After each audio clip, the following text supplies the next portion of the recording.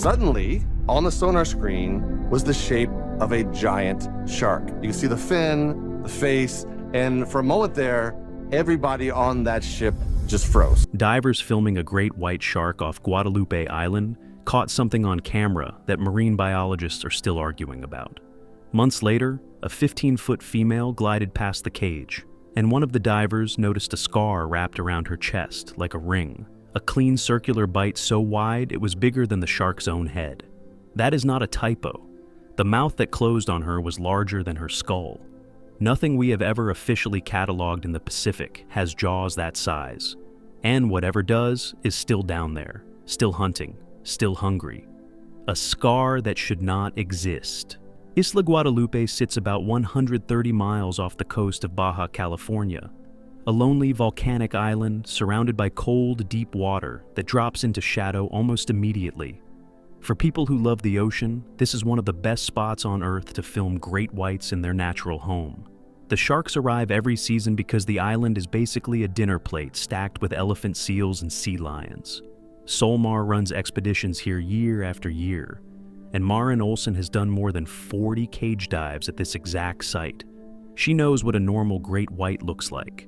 This one was not normal. The female was large, easily 15 feet from nose to tail. And as she glided past the cages a second time, Maren finally remembered her camera. She framed the shot, she held it, and what she captured is the reason scientists are still arguing over the footage months later. The scar wrapped around the shark's chest like a ring, not a cut, not a scratch from a rough day of hunting. A massive circular wound that looked like a giant pair of jaws had tried to clamp shut on her entire torso. Here is the part that made Maren lower her camera when she watched it back on the boat that night. The bite was bigger than the shark's own head. Let that sit for a second. A 15-foot apex predator. The mouth that grabbed her could have fit her skull inside, with room to spare. Maren measured it frame by frame on the boat's editing laptop and came up with a diameter of roughly 42 inches. The shark's head, from snout to gill slits, was about 34. She ran the measurement 3 times because she didn't trust the first result, then the second, then the third.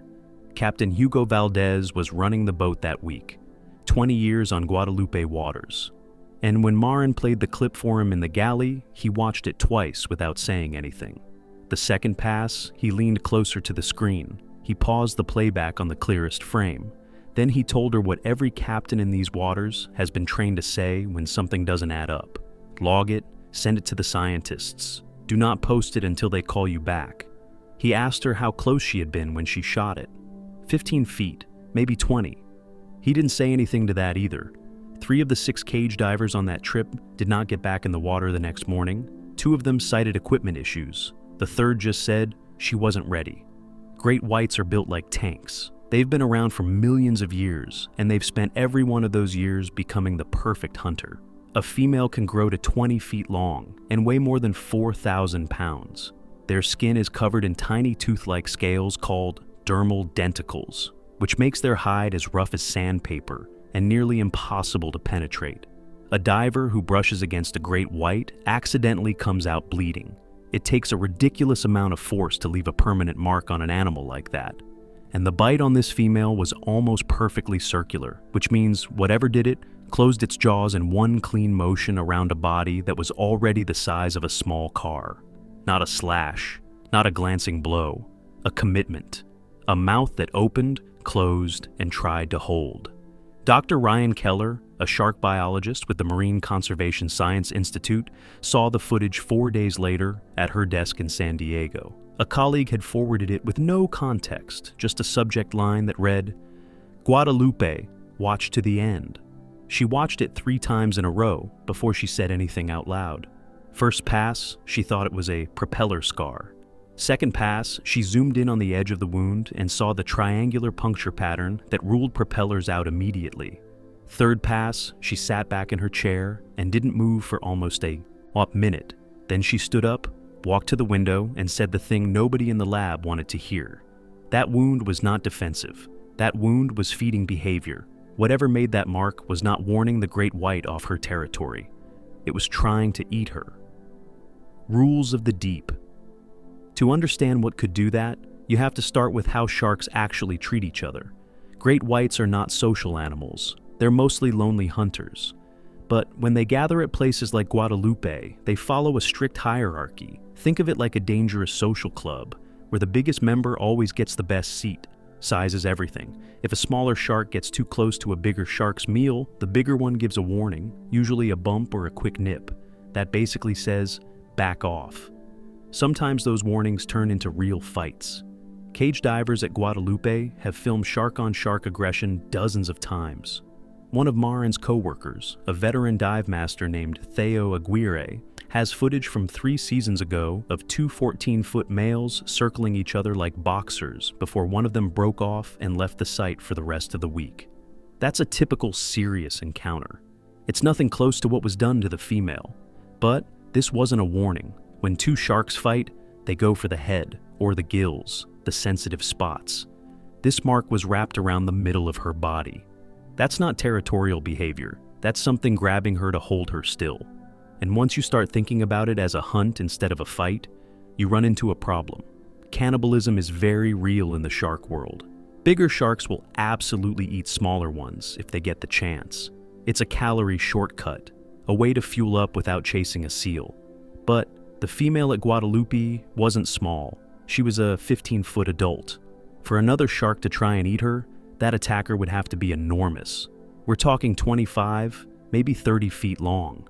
And here's the problem. The biggest great white ever officially documented was a female named Deep Blue, and she was about 20 feet long. If there's a 30-foot shark cruising around out there, it would be a record breaker that rewrites every marine biology textbook we have. Some researchers have started whispering about ghost giants, great whites that grow older, larger, and eventually drift into deeper water where nobody can see them. The idea is that past a certain size, they stop hunting seals at the coast and move into deeper water to hunt bigger game. That would explain why we almost never catch them on camera. They're not hiding. They're just living somewhere we can't reach. The footage we get of great whites is heavily biased toward the ones that still feed at coastal aggregation sites. The ones that have outgrown that diet could be swimming a few miles offshore of every major city on the Pacific Rim right now, and we would have no way of knowing. Dr. Keller walked through every possibility with her team. Mating was the first one ruled out. Male great whites don't have hands, so they use their teeth to hold the female during mating, and that leaves scars. But mating scars are shallow, messy, and almost always around the neck and pectoral fins. This mark was deep, geometrically perfect, and in completely the wrong spot. The spacing of the tooth impressions also suggested a jaw far wider than any male shark ever documented in Guadalupe waters. So mating was out, territorial aggression was out. Another great white going for a kill was possible, but only if that great white was the size of a bus. Her team ran the jaw width against the known range for Pacific great whites, and came up with a 0% match. Whatever closed its teeth on that female was not in the regional catalog at all. Before we go deeper into what could have actually done this, if mysteries the ocean refuses to answer are your thing, hit subscribe so the next one finds you when it surfaces. Now, back to that bite. So, what has a jaw that wide? The ones that got away. There's one other animal in the ocean famous for taking down great whites, and it's not a shark at all, the orca. Killer whales are the only animals on Earth known to regularly hunt great whites. They're intelligent. They hunt in coordinated packs, and they use teamwork to take down prey much larger than themselves. In South Africa, a pair of orcas named Port and Starboard have been systematically removing the livers from great white sharks along a stretch of the coast. When the orcas started to kill the great white sharks in South Africa, the rest of the sharks actually disappeared and haven't come back for years. The sharks got so terrified of them that they abandoned traditional hunting grounds for months at a time. The apex predator was acting like prey. But orcas don't leave marks like the one on the Guadalupe female. Their teeth are large, conical, blunt. They leave crushing impacts, not clean circular punctures. And when they kill a shark, they rip it open and go for the liver. They don't try to engulf the entire body. The mark Marin filmed was a clean ring of thin, serrated, triangular punctures. That's shark dentition. That's a mouth lined with the exact same kind of blades the female herself was carrying.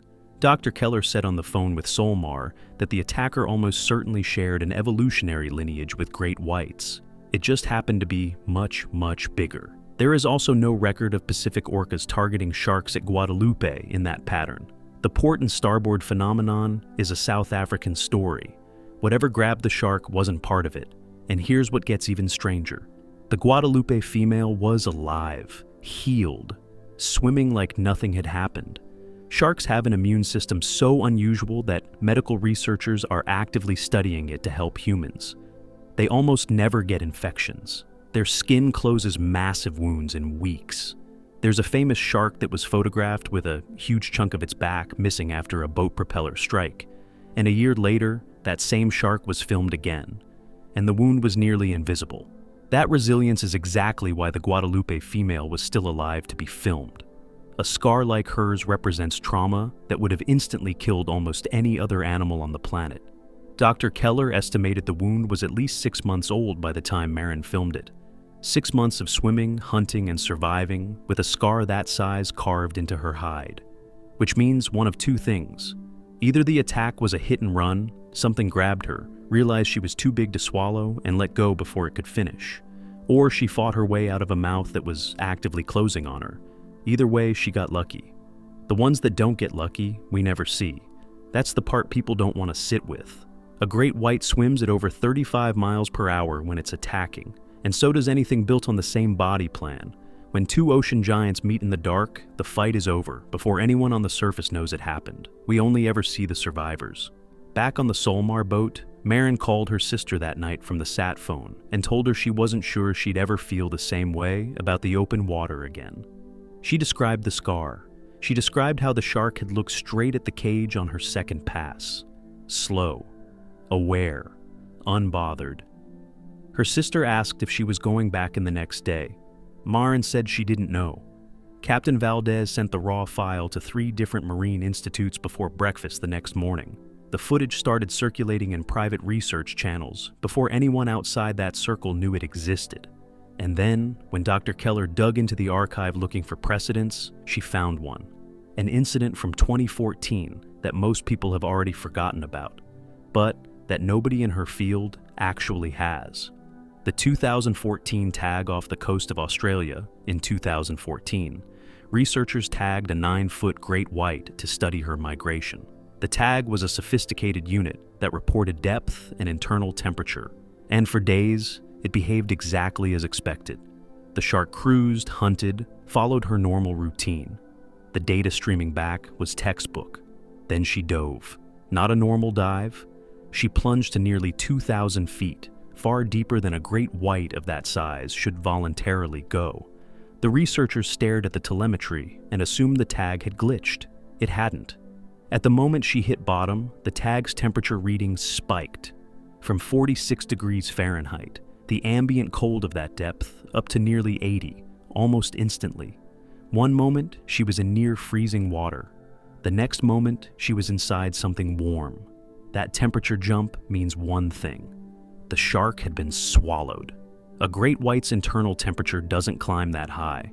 The only things in the deep ocean warm enough to drive a reading like that are big mammals, whales, or a much larger shark with an unusually active metabolism. The tag stayed inside the belly of whatever ate that 9-foot shark for days before it was finally expelled. When it eventually washed up on a beach, researchers stared at the data and came to the same realization Dr. Keller came to when she saw the Guadalupe footage. Something down there is eating things that should be apex predators, something that can overtake a 9-foot great white in its own preferred column of water, something that treats the ocean's most feared hunter as a meal. The Australian team published part of the data and quietly shelved the rest. The consensus in the public write-up was vague, possibly a larger great white, possibly a predatory whale, but the researchers who worked on it directly have been more candid in private. When Dr. Keller pulled the original file, she said what most of her colleagues have said when they see it. This is a pattern, not an anomaly. A pattern. Officially, science says the megalodon went extinct about 3.5 million years ago. Officially, the oceans cooled, the prey base moved, and the biggest shark that ever lived disappeared from the fossil record. Case closed. Every textbook in the world agrees. But if you ask the small community of researchers who take the Guadalupe footage seriously, what could leave a bite that size? They give you the same name, Megalodon, the shark that grew to over 50 feet, with teeth the size of human hands and a jaw wide enough to swallow a small car. Dr. Keller is careful not to use the word publicly, but in private correspondence that later leaked to a documentary team, she admitted the bite geometry matched a juvenile megalodon better than anything in the modern catalog. The argument isn't that megalodons are everywhere. The argument is that a small population could have survived by adapting to the one environment that hasn't fundamentally changed in millions of years: the deep ocean. The bathyal zone, between 3,000 and 13,000 feet, is freezing cold, crushingly dark, and barely explored. We have mapped about 5% of it in any real detail.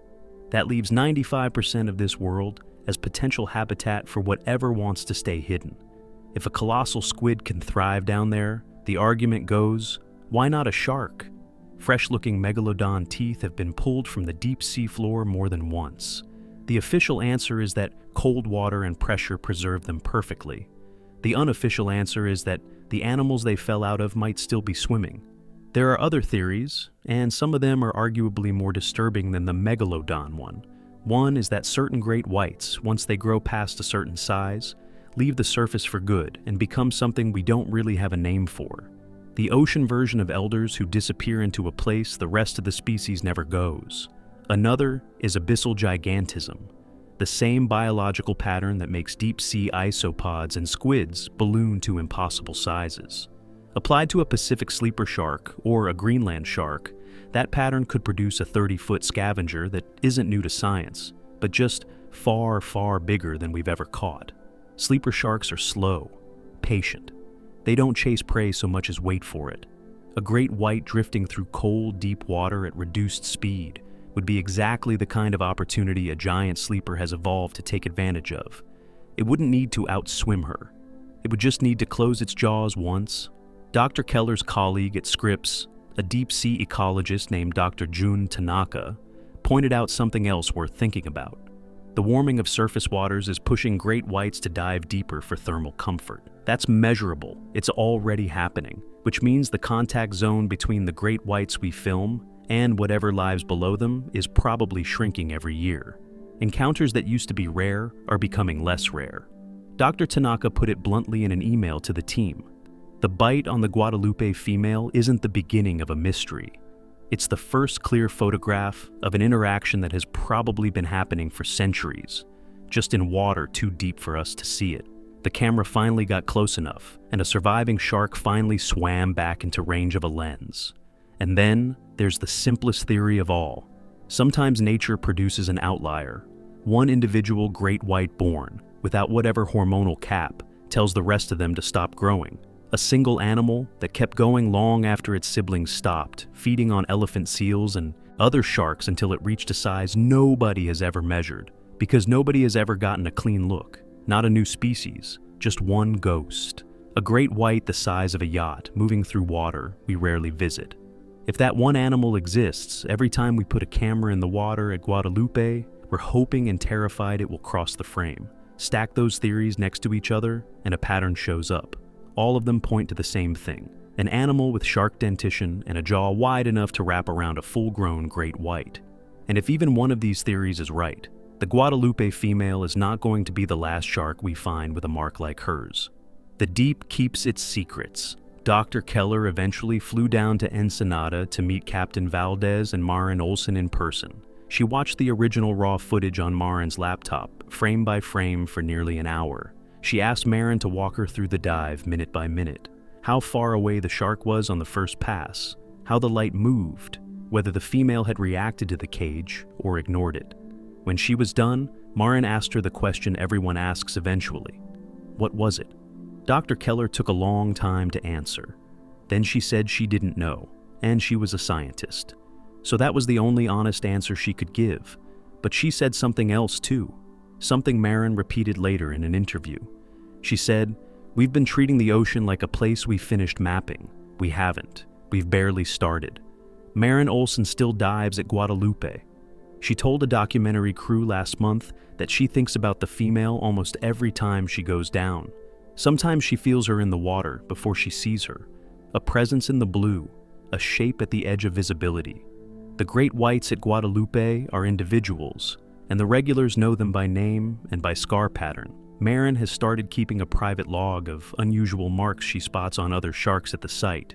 3 in the last season, alone. Nothing as dramatic as the females, but unusual enough that she takes notes now and sends them to Dr. Keller's team on a monthly cadence. She said the hardest part is knowing that whatever left that mark is almost certainly still out there, and that it almost certainly knows the great whites come here every year. Captain Valdez agrees with her. He doesn't post the footage on his boat's social media. He shows it to guests who ask the right questions, and only after they've done their first dive. He told a visiting journalist last fall that he's been running expeditions at Guadalupe for 2 decades, and he's never seen anything like it.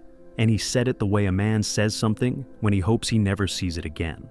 When the journalist asked if he was afraid, he laughed, but not in a convincing way. He said fear wasn't the right word. Respect was.